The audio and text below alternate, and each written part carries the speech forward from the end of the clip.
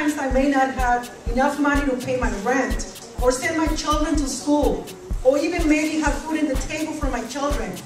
Lo que pasa es que mi esposo el sueldo que tiene es muy bajo. La última vez que me dieron el aumento de salario hace aproximadamente un año. Going through this foreclosure, I felt all alone. I was embarrassed. Right here in California, 23% of our residents go without health coverage. Han ofrecido algún seguro, pero es muy caro y no puedo pagarlo por mi sueldo bajo. My income has already decreased. So I cannot afford to buy my own health insurance. We must speak, and we must continue our journey to justice.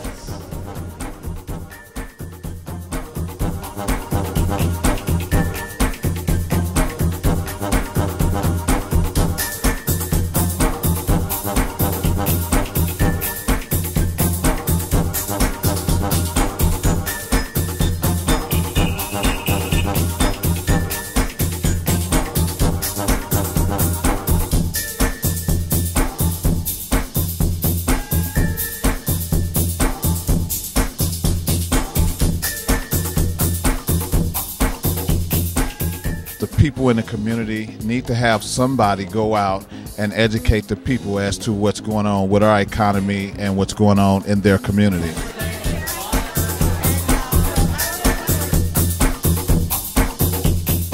Y venimos platicando con todos sus vecinos aquí en el área.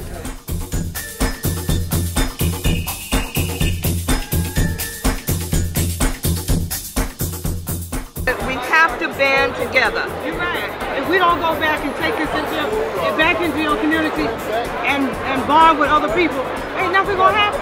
And I'm here today to bring awareness and attention to our local political leaders that have joined an elite bandwagon that believes that it's better for America to ship out our jobs instead of creating jobs. Congressman Sam Farr met with some constituents tonight in an open town hall meeting in Salinas. He told the more than 100 there that everybody has debt. The best way to erase the countries is by generating more jobs and by taxing the wealthiest because they can afford to pay more.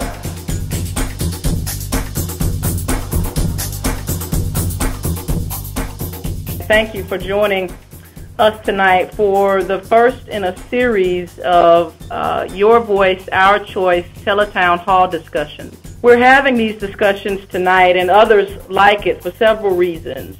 One is to educate ourselves about some very important issues currently being debated in our country. Two is to understand how members of our union and their families and communities are being affected by these issues. And the third reason that we're doing these calls is to hear from some featured guests about what is currently being done to address some of the issues by the people that we've elected and to really understand some facts.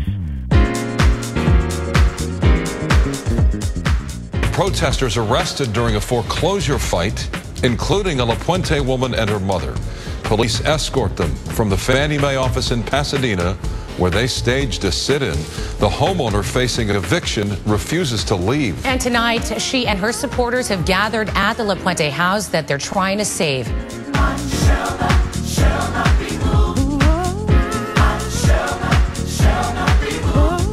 Our values of democracy and freedom are under attack. We don't have to go all the way to Wisconsin to know that we are not in Kansas anymore.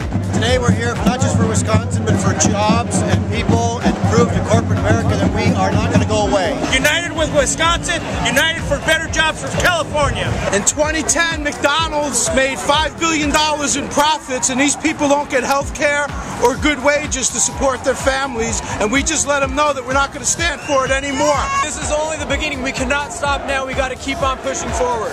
This is definitely not the end. It's only the beginning. Wisconsin, it lit a match. We have to keep it going. These people in South Los Angeles became human billboards today to protest the high price of gasoline. They say that ExxonMobil has made billions of dollars in profit, yet ordinary people are suffering, losing their jobs, and facing cuts to public services.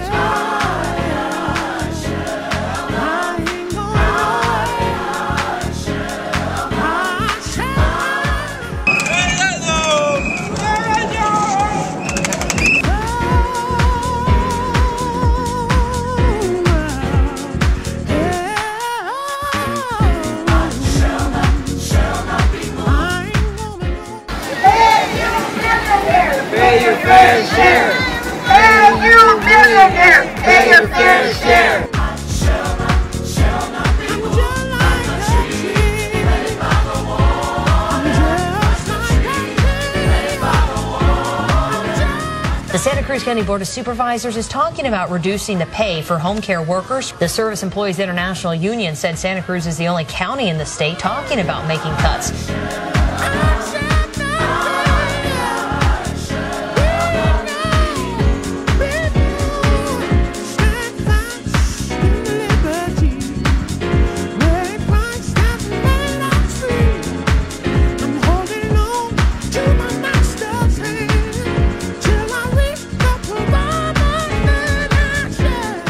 The Occupy Los Angeles movement has grown by the thousands today as unionized workers, caregivers, and their patients joined the call for an end to corporate greed and for Congress to put Americans back to work. This time they have the support of one of the largest unions in Southern California.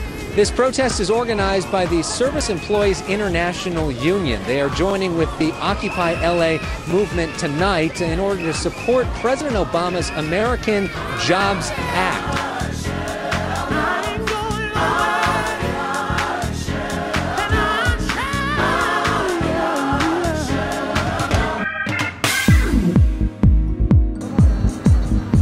We met Jose Luis and his children at the Fresh Start Festival. And it's hard for me because I look at them and they need these things, and I can't provide them because I'm without work. What we're doing today is giving kids a fresh start, their second year, which is an incredible event today with thousands of people. Just take a look around at this beautiful cross-section of our community. It is powerful to see the kindness of this union. It's about making sure no one goes hungry. We serviced 7,000 families last year. We expect to do a little over 10,000 today. But you just have to see the line outside to realize how much need there is in this city.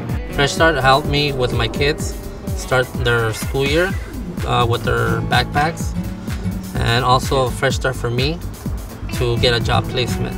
There were rallies all across the country on the 43rd anniversary of the assassination of Dr. Martin Luther King Jr. Governors in several states, including Wisconsin, are trying to overturn collective bargaining.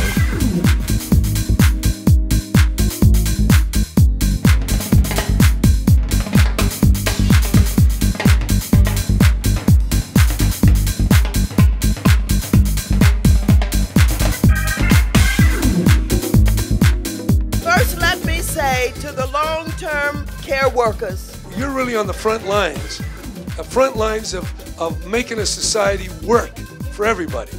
And I deeply believe that. It's hard work. It's physically tasking, emotionally. We love you. We love you for all that you do for our community and our families. Without you, we could not maintain. The month of November is designated as National Family Caregivers Month, offering a perfect opportunity to highlight the hard work, dedication, and courage to care that all in-home caregivers exemplify every day. For those reasons and more, I'm proud and delighted that the City of Los Angeles is declaring the month of November 2011 to be National Family Caregivers Month. Thank you, Council Member Koretz, and to all of the Los Angeles City Council for your support today for in-home caregivers. It's essential that we shine a light on the important work that they do as caregivers and the courage that they have to care.